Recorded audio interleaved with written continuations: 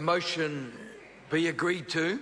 I call the Honourable Marianne Street. Thank you, Mr Speaker. I take great pleasure in rising to speak to the Natural Health Products Bill, and once more I wish to pay a tribute to the diligence of the chairperson of the Select Committee, Dr Paul Hutchison. He applied himself assiduously to this piece of legislation, and the work of the committee was all the better for it. So I would like to place that on the record. I would also like to place on the record once again, Mr Speaker, for the second time in about 30 minutes, that this is an example of the government changing its tune. When the politics ran out, the government decided in office to do exactly what it had opposed in opposition. And again, we could have had this area regulated 6 years ago had the government not decided to play politics with it, regardless of the fact that it knew that natural supplements and natural health products and health supplements were a cause of great concern. So I put that on the record. Mr Ryle now considers useful something he thought was abhorrent 7 years ago.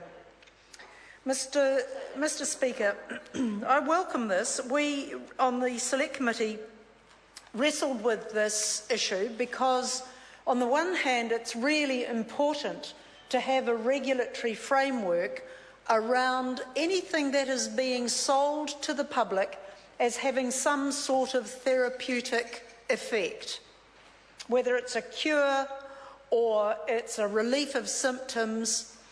The public needs to know that what is on the market for their consumption has been regulated and has gone through a process that determines whether or not the claims that the producer has for that product are justifiable or not.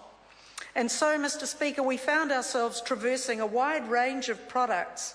And just to highlight a couple that will perhaps demonstrate to the House what kinds of issues were at stake here.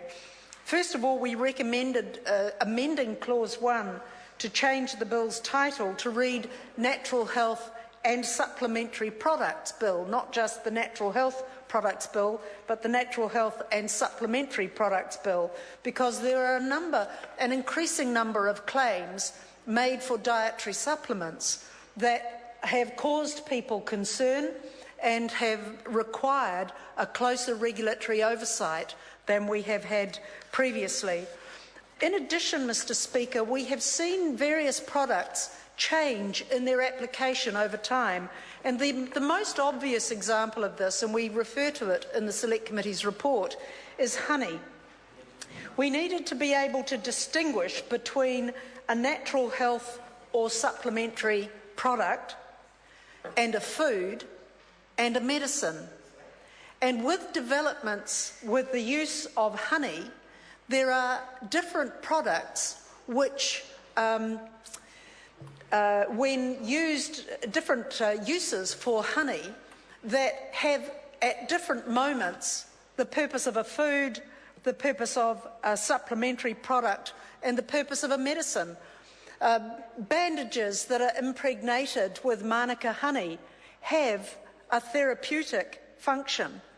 They have healing properties, and in fact Comvita and other New Zealand, a great organisation, are exporting such products hugely into the Asian market in particular. But honey as a therapeutic product is something that has been used for centuries.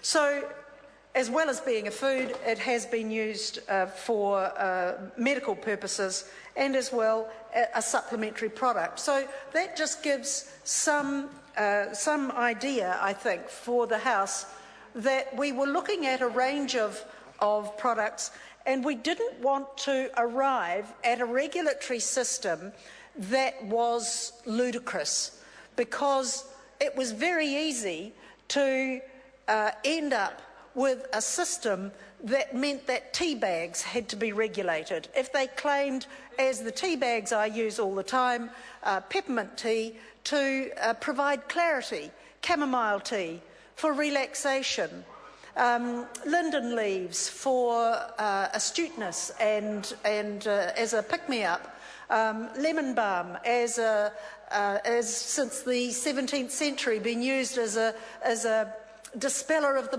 melancholy. Those kinds of traditional uses should not find themselves caught with ridiculous regulation. And so we have arrived, I think, at a regulatory system which is neither cumbersome nor light-handed. We have arrived at a regulatory system which requires people who are making products and lay claim to some therapeutic benefit to be able to justify that. So traditional medicines, including rongoa, are still allowed, clearly have a process for regulation, but are not going to be hammered with unnecessary red tape as long as they don't claim to cure things that lead people up the garden path. In other words, there have been clearly instances that have been brought to public attention where people have had terrible illnesses which some practitioners have thought could have been healed by old therapeutic and traditional therapeutic means. Those have not succeeded, and people in the resistance to more modern medicine have in fact died as a result of some of those treatments, or the lack of other treatments which could have worked more effectively. And so, Mr. Speaker, I think that we have arrived at a system that allows for sensible protective regulation without being ridiculous about requiring Twinings to demonstrate its claims that chamomile is a relaxant agent when people have known that for hundreds of years. Thank you, Mr. Speaker. The question is, I call the honourable member Dr. Paul Hutchison. Thank you, Mr. Speaker.